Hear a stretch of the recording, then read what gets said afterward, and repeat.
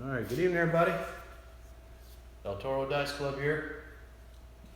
Got a lot of different requests for a bunch of different strategies. Some of them I understood, some of them I didn't. I think I mentioned in one of the last videos. If you want a strategy and you want to be able to take that strategy to the casino, you want to make it as simple as possible, because you're going to have to remember it when you get there. Because if not, we're all creatures of habit, and we're going to do what we've been doing for the longest time. All right? Give me a cross, right? Or give me 22 inside, or whatever it is you've been doing. And then you fall back into playing how you've been playing. You don't really change anything. So when you come up with a strategy, and your strategy is buy a number, you get paid on that number, and then you get the rest of the numbers with it. Let's say inside, you get all the inside numbers, and then you regress down, and then you just start pressing and paying. That becomes a strategy. So then you press, then you've already been paid, then it hits again, then you collect, right? Then it hits again, you press. It hits again, then you collect, right? That becomes a strategy. But it's very simple. When you're creating strategies, don't make them so complicated that you don't know, you couldn't even remember it yourself, or you couldn't explain it to someone else with ease, right? You want to be able to explain your strategy. I mean, it should be simple. It should be simple. I saw so many of them that were just so complicated. I mean, I looked at it and said, there's no way I would ever do this at the craps table, so I probably won't do it. I probably won't do it here. I apologize, guys. I thank you so much for the input, but I probably wouldn't do those type of strategies. Again, they're probably just too complicated to remember how to do. Keep in mind, you might have been doing this strategy for a long time, but for someone else to do it, it's going to be complicated. So try to keep your strategies simple, right? Try to keep your strategies simple, as simple as you can get them. So anyway, what I'm going to do today is I'm going to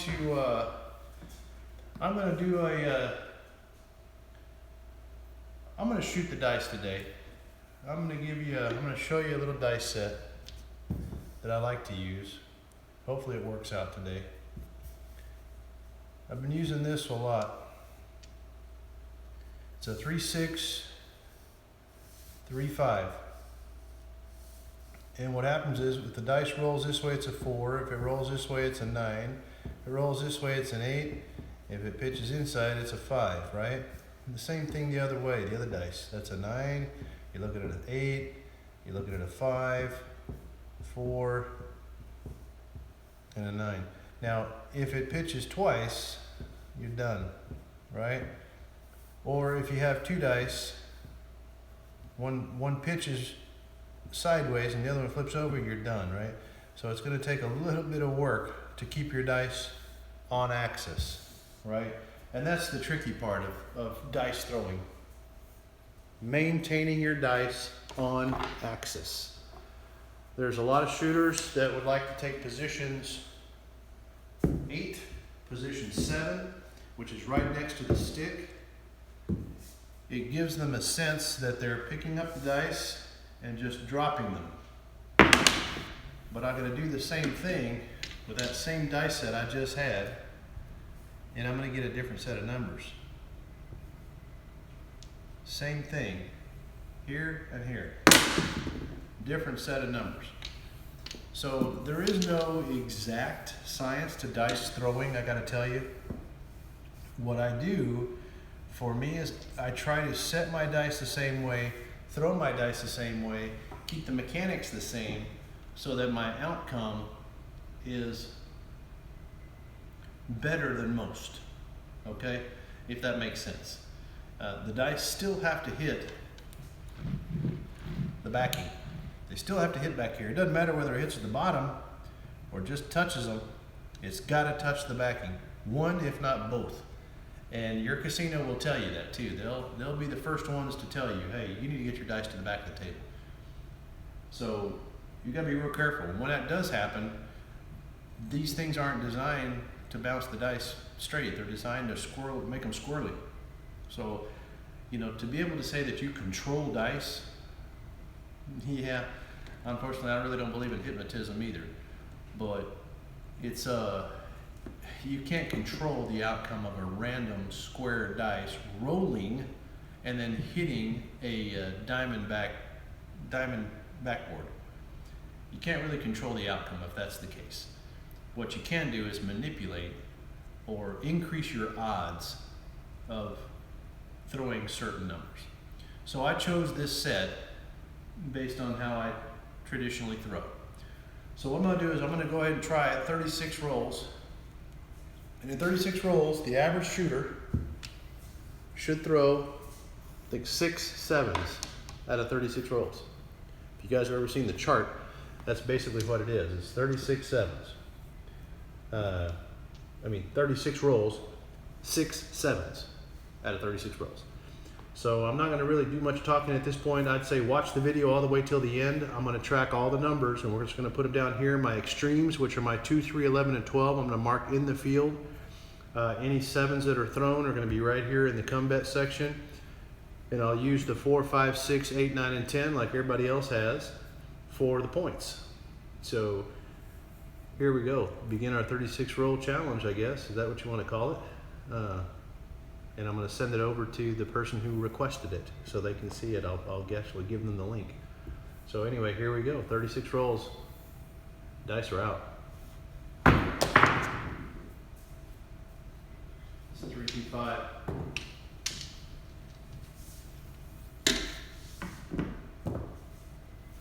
My hard ways I'm going to mark with green chips. As I roll them hard, I'll mark them with green. That way we can differentiate what was easy, how many hard ways we hit or not.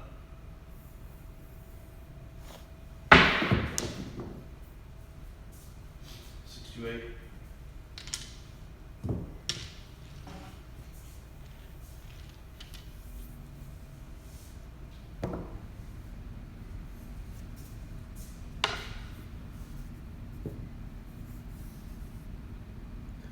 Again, so that y'all know, I'm working on a different strategy as well. Similar to my Toro 200 for those of you who are watching these videos and haven't had much luck in your gambling. I'm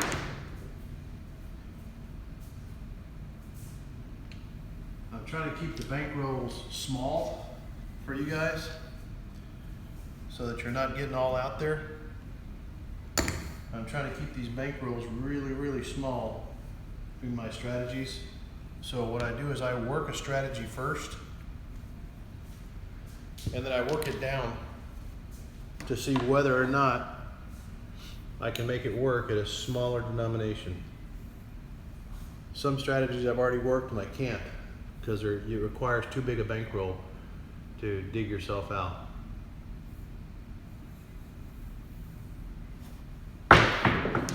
Some of them work just fine, but you don't make any money. It's a strategy that you just sit here and roll and roll and roll, and you're up and down, up and down, up and down all day. That's no fun. At least, I mean, if you're gonna go and you're going for a weekend at Vegas and you want to just kind of come out like you gambled, but you know, you're not coming out to win anything big, then yeah, some of these strategies work just fine. I mean, you can play the Iron Cross all day. That's an easy strategy. You can do all kinds. I mean, 22 inside always works. That's easy. It's tiny little bets. Just take everything back. That's all you do. For those of you who are wanting to go and make money or win bigger, more frequent times at the casino, those are the strategies I'm working on. Debunking all the bad ones, right? Strategies, they say there's a million of them out there, and most of them are already designed by a bunch of other different people who were selling strategies way back when. or they were, they were charging people for courses and whatnot on how to gamble, how to bet. Today's age of internet and like this here, even YouTube and all, this stuff's free information, man. We're not looking to make money on this stuff. We're just looking to help folks out, give them an idea of what it is to gamble. And believe it or not, there's a lot of professional gamblers that actually play craps as well. They're not all poker players. Not everybody that's a professional gambler is a poker player. This right here for us, this is a quiet kind of game. It's loud at the tables, yeah, but you got quiet winners. People that go from the casino every other weekend playing and picking up 1,000 here, 2,000 there, making a pretty good living while they're there.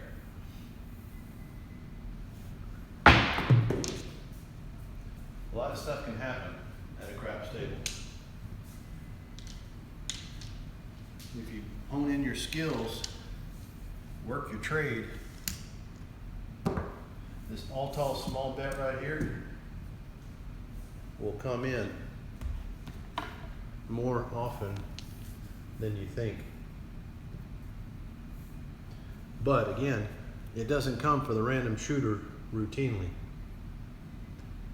It's going to come to somebody who's paying attention to what they're doing. You want to be a shooter, you got to think like a shooter. And to think like a shooter, I'll tell you, you got to have commitment to a couple things. First and foremost, you got to have commitment to your sport or your trade, which is your work. This happens to be my work and my trade. I'm committed to bettering myself every time. So what does that require? That requires me to study and learn the game. I have to practice everything from my dice throwing to how I'm holding the dice, and to the most important thing is me betting. I've got to focus on me betting, because if I'm throwing the dice and I'm not betting correctly, I'm not going to win anything. I'll just be shooting dice for free. It's a wasted trip. By the time you fly in, get to the casino, rent a car, have a few, breakfast, lunches, and dinners, if you don't get them comped, it turns out to be a losing trip.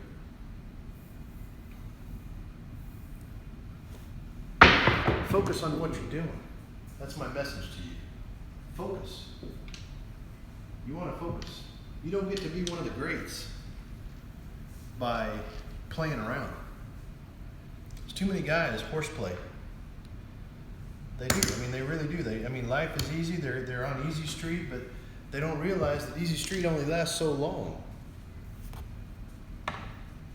If you want to be a great craps player, you want to be a good craps player, practice.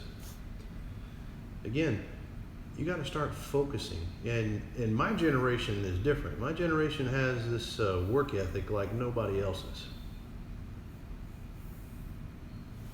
It's the new generation that's having issues. My generation, we messed up when we had kids. Unfortunately, we made it too easy for them. We made it too easy for our kids because we wanted our kids to have a better life than we did, so we did everything we could to work hard and gave them everything, right? There's something good to be said about that, but in the same token, they didn't learn much. They didn't learn much at all. So we were taught to be respectful, how to speak, be courteous to one another. and work hard. That's why, you know, someone my age getting on the craps table like this, you know, I've made it a career. I know what to do here, and I know how to make money. Some younger guys, a couple, not all of them, okay, I'm not going to generalize this either, but the majority of young craps players thinks this comes easy, and it doesn't. It does not come easy. You have got to do your homework, man. You got to put in your dues. You got to put in your dues. You got to put in time. You got to really do what you're supposed to do, which is hone in on your skill, work your program. Like I said on my $1,000 buy-in betting strategy, that again, I want to say it, I haven't seen that before, because I think it's my own strategy on how it works. I could be completely wrong, but I've never seen it. But you got to stay true to your betting plan, right? So that's what I do. I stay true to my betting plan. That way I know I'm going to make money. I know that when I go there, it's not going to be a wasted trip. Again, I'm kind of talking too much here, but the message I'm trying to put to everybody out there watching this is that there's no magic to these. There's no magic to this thing. It's skill and practice. It's all skill and practice. So that's the message to you. So that's what I'm saying. Do what you got to do. Practice what you got to practice. And if you're fortunate enough to have a table, then you practice all you want, as much as you want, as long as you need to, until you get it right. And if you got a practice rig, a small one, shoot, use that. There's nothing wrong with it. It's not exactly true to a real table, but it's going to get you pretty darn close to the results you're going to want. At least you're putting your hands on the dice, right? It's like in any sport, whether you're playing football, baseball, soccer, weightlifting, whatever it is you're doing as an athlete, whatever sport you're doing, it requires practice. It requires dedication. It requires commitment. Commitment to yourself, that you're going to actually go in and do what you say you're going to do. Not just show up to the game to play, right? You got to actually do what you got to do.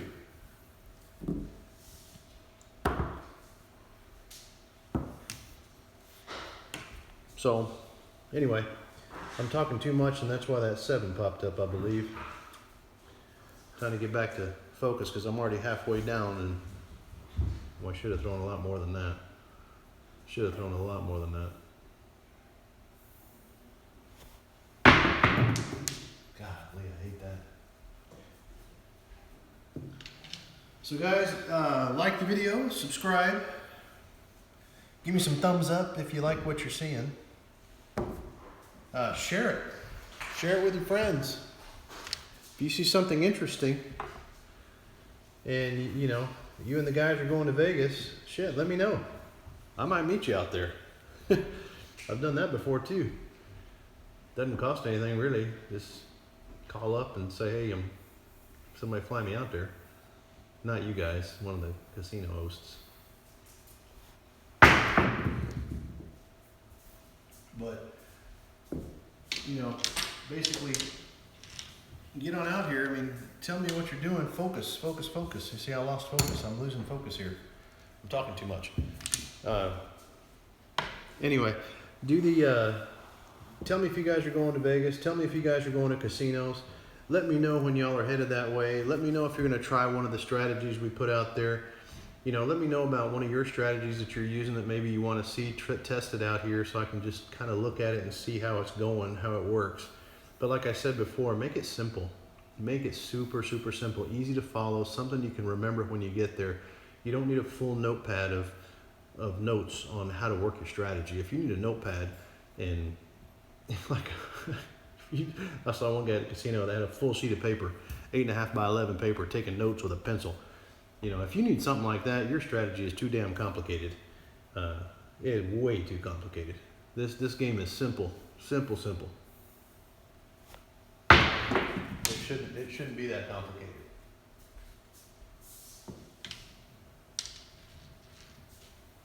Now, if you make it complicated, well, that's on you. All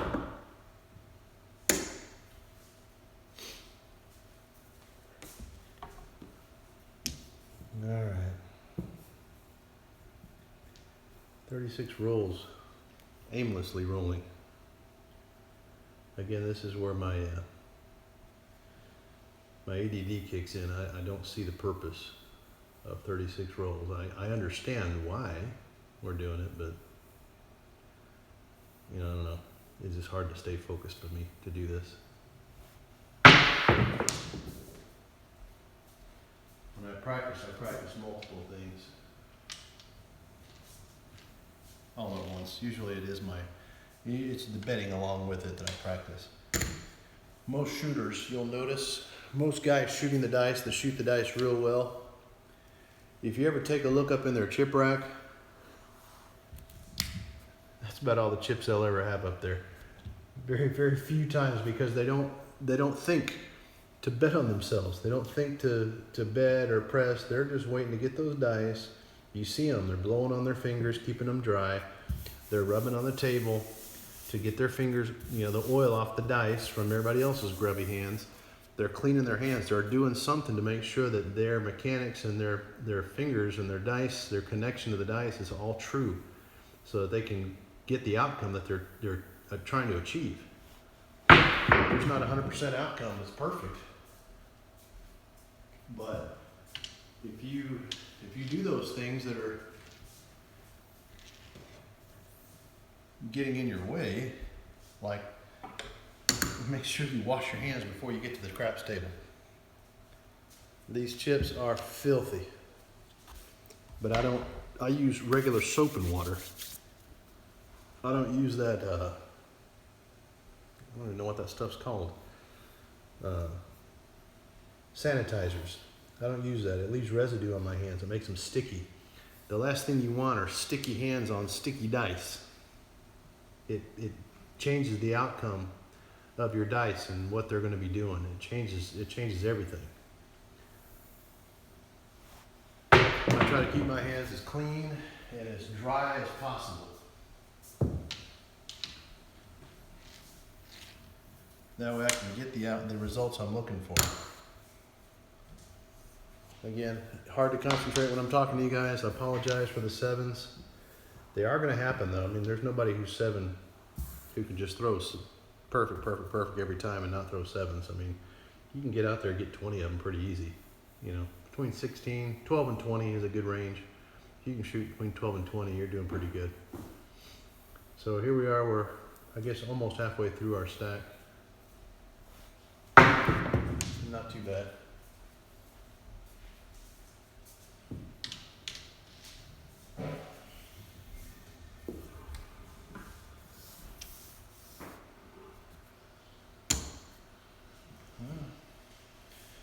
We're hitting some extremes.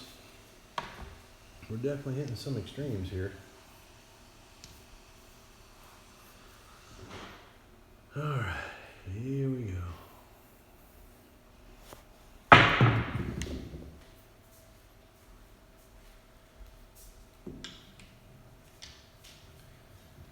Again, guys, like and subscribe to my channel. It's free. It's free. Highlight that bell notifications. That way when I do put something new out, some new content out, you'll be notified right away. You'll be able to look at it. It gives you something to do while you're at work, you know, or late at night, or if some of you guys are up trying to balance your checkbook and figure out, man, what in the world could I be doing next? You know, just watch my video for a while. It may give you a couple of ideas, some hints.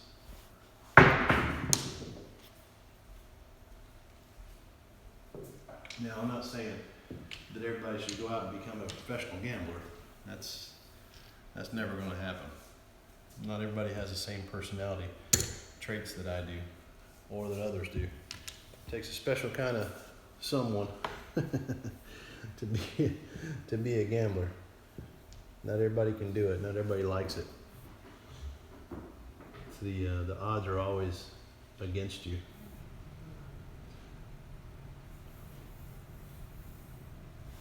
There we go. I knew that was eventually going to show up. It's just a matter of when. Well, that right there completed our all smalls. Just so that you guys know. Of course, it wouldn't have completed it because I threw some sevens in there, but at least it shows you it can be done. Like it's basically in the 36 rolls, that comes once. The 12 comes once. Ooh, too high. Too high.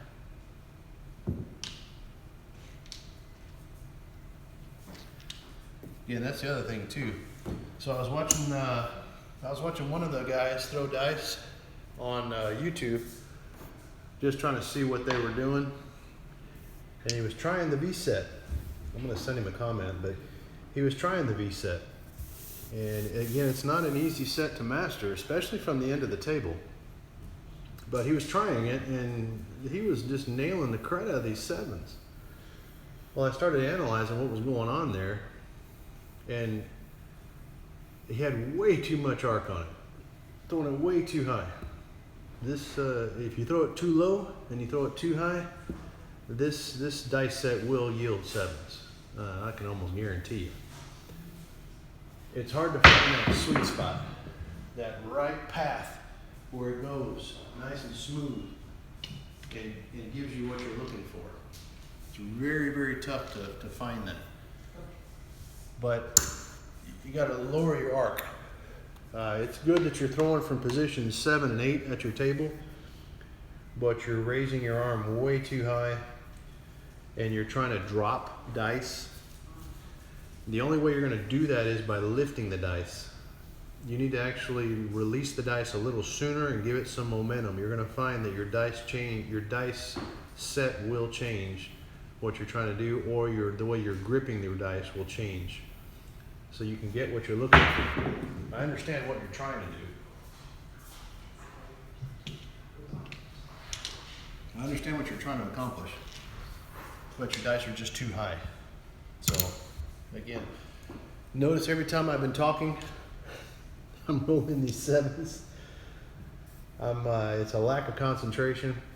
One of my YouTube guys that had sent it to me, I know he's got some age behind him also. He was telling me, like, hey, keep talking about what you're talking about because you're making a lot of sense. It's quite a bit of wisdom behind there. You know, I call it more experience. We talked about him having the battle scars to prove it. Well, so do I. I'm about as beat up as you can get when it comes to learning things, school of hard knocks, if you will. It's one of those things where you got to practice and make perfect. Something that is lost in today's youth. They don't practice to make perfect. Well, listen again, not generalize that. I don't want to lose all my viewers. The majority of young people don't practice until things are perfect. They practice, get upset, and then they need a puppy. Yeah, it's a tough life. But you know what? You guys you push through it, man. Push through it, y'all. I promise you, it's not that bad. Life is what you make of it. Make it fun. Make it exciting. But you gotta put into life what you want to get out of it. Like anything else. I'm putting into my trade what I want to get out of it. I want to get out good results. So I'm practicing. Again, this is one of those first time things for me to do. Sitting down, focusing on trying to focus what I normally do when I practice at the house. When I practice, I got my headphones in, I got my music in, I'm in a zone. I'm not talking to anybody. I'm not talking to you guys. I'm not trying to put wisdom in your ears. I'm just trying to focus on what I'm doing. Here a little bit different. It seems like every time I start talking and I get off into a tangent or whatever, one of these show up. So let me focus. Things will turn out a little bit better, I think.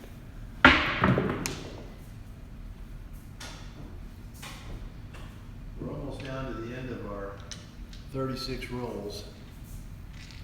I think I'm doing just about average. Probably not better than most, but you know, hey, I don't know about y'all, but I've got ADD. This same thing right here is messing with me. It's messing with my ADD. It's not enough going on. I'm not counting bets. I'm not counting back money. My mind is not doing anything constructive other than talking and focusing on this. I need to be counting at the same time. Counting back bets or pressing bets or figuring out what I'm doing next. That brings me to another point, right? Get to know yourselves. Understand who you are. And then you have to accept who you are and what you are. Meaning, if you're not good at math and you're not good at a fast-paced game, this is probably not the game for you.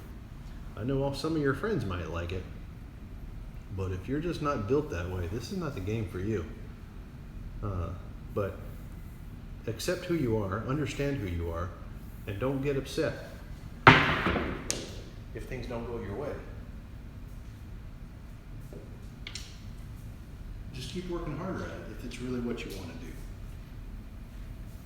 If it's truly what you want, work hard at it. Work hard. You'll get there. A little bit of encouragement, that always helps your confidence. But a lot of practice, it'll get you results. You know, I played many sports when I was a kid. Favored two of them, but I practiced those two that I favored. I knew that I was good at them naturally, so I practiced anyway because I wanted to become the best, and I did really well.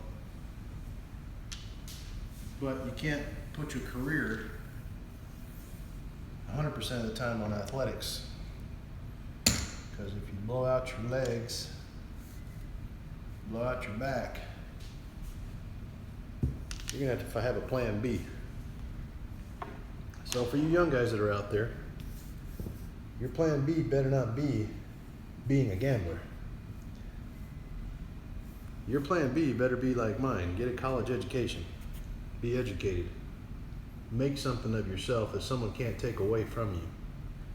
And like me, I learned how to play this game, and I learned how to play it to my advantage. Take my years of tuition, if you will, on this table and learn from it, because this was a very, very, very expensive education I have here. There's a couple other guys my age that throw dice, that also have a very expensive craps table education. School of hard knocks. That's what we did. That's what we do. But now that we gamble professionally, we're sharing our wisdom with you. You're the next generation, up and comings, right? Now, if you can just focus on what we're doing and what you're doing, things will be just fine. That was horrible. 527. Anyway, again, too much talking is when these things are yielding. I can see it already if you guys haven't. I shot lights out here at the beginning, started getting there, then I started talking.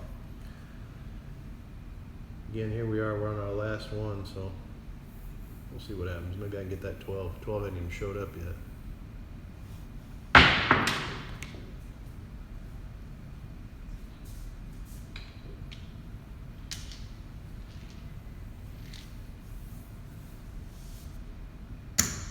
There we go. I think that's 36 of them. 1, 2, 3, 4, 5, 6, 7, 8, 9, 10, 11, 12, 13, 14, 15, 16, 17, 18, 20, 21, 22, 23, 24, 25, 36. Yep, that's 36 of them. Well, there you have it, guys. 36 rolls, 5 sevens, and I talked all the way through this, I think. Even though I said I wasn't going to, I did it anyway. Again, I apologize, guys, for not focusing like I'm telling you to do on the video. It's hard to do, believe you me. It's very, very difficult to do when you're talking. I'm doing the best I can for you, but I'm going to show you what we're capable of doing here at El Toro. This is really what we ended up with. Look, we got 3 4s, one was hard. We got 3 5s, which is one of my favorite numbers. I didn't hit it like I should have. 2 10s, one was hard. 3 9s, another one of my favorite numbers that I usually will put a large bet on to hit, typically. 1 2 3 4 5 6 8s, one of them was hard. 8 6s, 2 of them were hard. You see the 5 7s, 3 3s, 2 11s, and you all saw it live right here, true roll. So I'll go ahead and post this one up.